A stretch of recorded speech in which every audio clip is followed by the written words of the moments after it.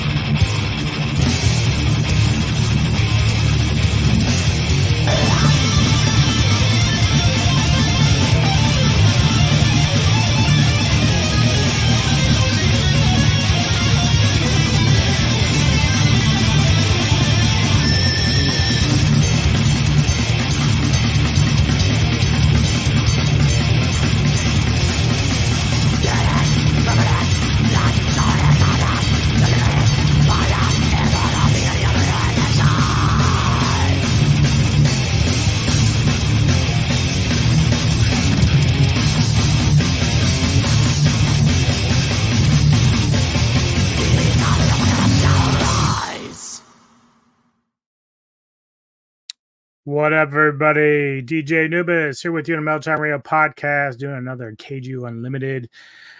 Talking a little about the future of the MonsterVerse with Legendary and even Toho with their films as well, a little bit.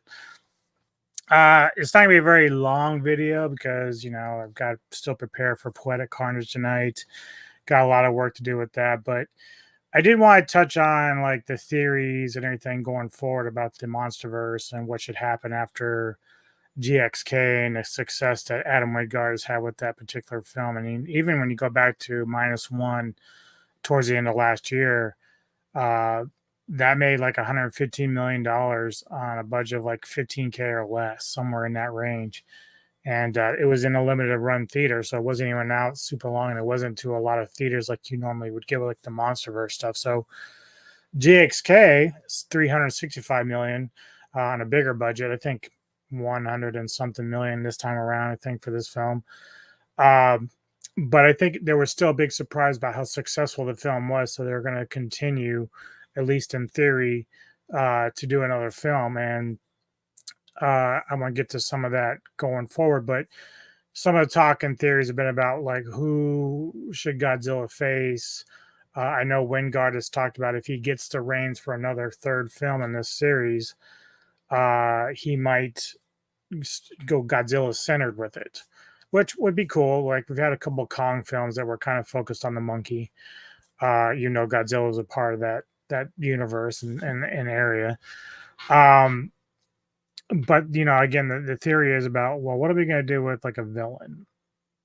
Now, some of the names that pop up outside of the normal ones is like Hedorah or Gigan, and that's all fine and well. The thing about unfortunately with King Ghidorah, which is one of Godzilla's biggest nemesis, right, is they've already kind of shot their load with this in terms of bringing Ghidorah into the things. But part of that, I think, is because they really didn't know how far this MonsterVerse was going to go. Like they just kind of played by ear. So they did G214, had some success with that, brought in King of the Monsters. Doherty did a very good job doing the old style of music, and of course, to bring back these classic monsters like Ghidorah, Mothra, and Rodan. And so the problem now is that we know that Ghidorah is gone, but we also know, going by what they did with this particular plot line, is Ghidorah was like an alien species. So we basically tapped into that not only here in King of the Monsters, but also with Godzilla versus Kong. And the thing is, like in Godzilla and Kong, you've got basically, we had towards the end of the movie where they've taken some of Ghidorah's, I don't know what was they were actually using, but DNA or something to be part of like the power behind the Ghidorah's powers into Mecha Godzilla, which was a nice little twist. It brought a neat little twist to the mythology of Ghidorah and Mecha Godzilla. And but here we are now. Like I don't like, one of the things that have been thrown around is, do they try to go with Space Godzilla? That's one of the names that gets brought up, and I'm like, the problem with that for me is that Space Godzilla, again, you're kind of dealing with like an alien type of uh, species of sorts from outer space and stuff like that. And I think that if you're going to the well just a little bit too much, like it's not really going to pay off the way you want it to as far as fans. I mean, obviously there's a lot of diehard fans with Space Godzilla and whatnot, but I'm just not sure on my end. Like, I want to see that, at least not yet. Like, obviously, if the MonsterVerse goes well beyond this into even past the next film, and like I've talked about with Neko, when we talked about with Kevin Lambert and people like that about the Godzilla Legacy of Monster series on Apple TV, like if you can get like 7 seasons out of that to kind of fill in the blanks for each of these movies in a way, that would be fantastic. Like that'd be amazing. Now, the thing with Space Godzilla again is like you don't want to go to that well too often. So, what does that really leave us with? Because, obviously, Space Godzilla, you can see some clips here from the movie itself. He's a pretty big badass, and he's got part of Godzilla's DNA, and he's one of Godzilla's like biggest foes too. Like that's the other thing. Like in terms of Ghidorah has always been kind of like my favorite villain, but Space Godzilla, I think, to many G fans, is like one of the toughest that Godzilla faces ever in any kind of movie and in the mythology and lore of Godzilla. So, obviously, it's not something that I'm like totally against. However, I really wouldn't want to go down that particular path personally. So, what does that really leave us with? And it's something that I've talked about before. Um, the funny thing is about King of the Monsters is Dr. Russell's theory about the kaiju and the titans and how whenever they're destroying shit, life is reborn or rebirthing. So everything, we get growth from it's kind of like an ecological thing, which ties a little bit into Hollow Earth a little bit. So obviously that leaves us with, actually this is a scene from GXK with Shima, who is another very good foe for Godzilla, but because we know that she is uh on the good side, she's not going to be a villain, unless they decide to change her up. But I don't think they would do like a quick turnaround with that with her because, she's sort of like hanging with Kong anyway at Hollow Earth. So I don't really see her being a villain of sorts.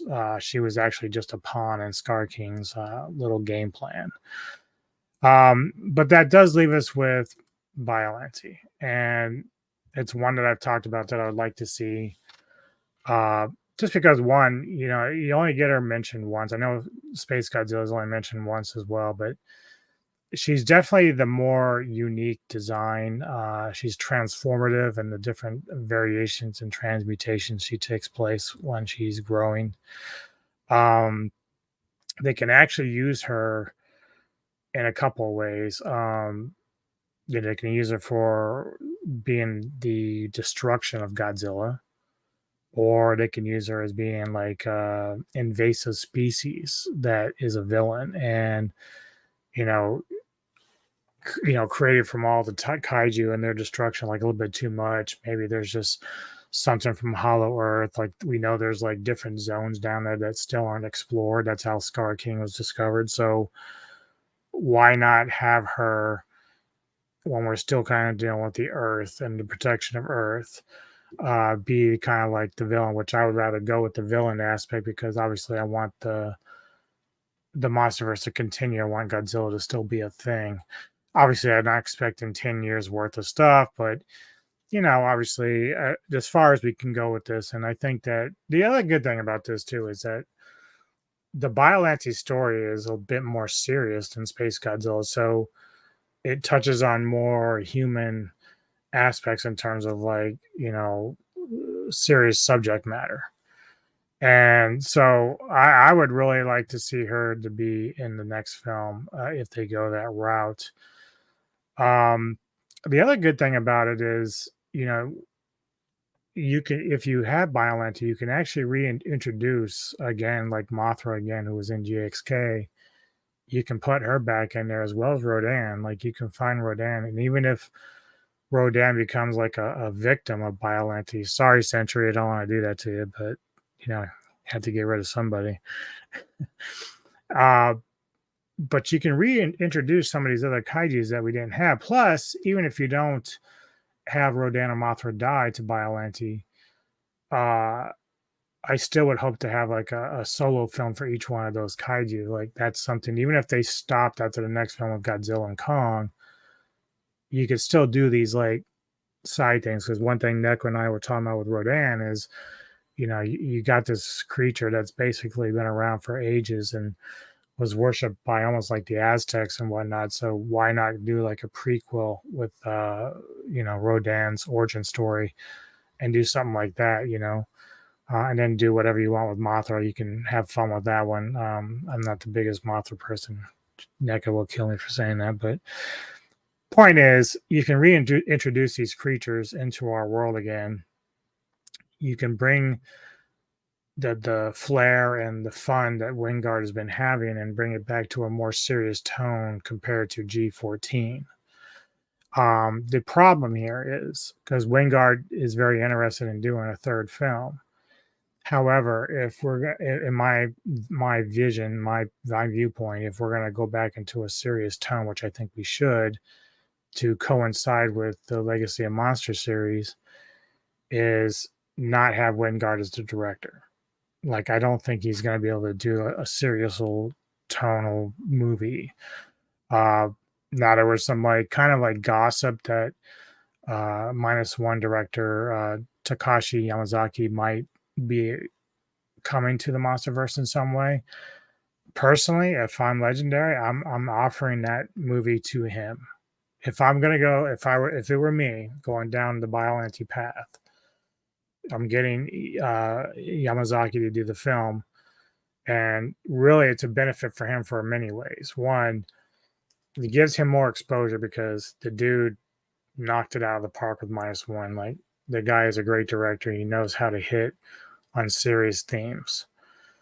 Some people may not like that, where the MonsterVerse is kind of coming back around to that, but I think that you need to have balance. I don't think it can get too stupid. Um, I don't mind the fun shit, obviously, but I think when you have a series out there that's kind of lingering, like Legacy of Monsters, and you have to find a way to bring it back home. You know what I mean?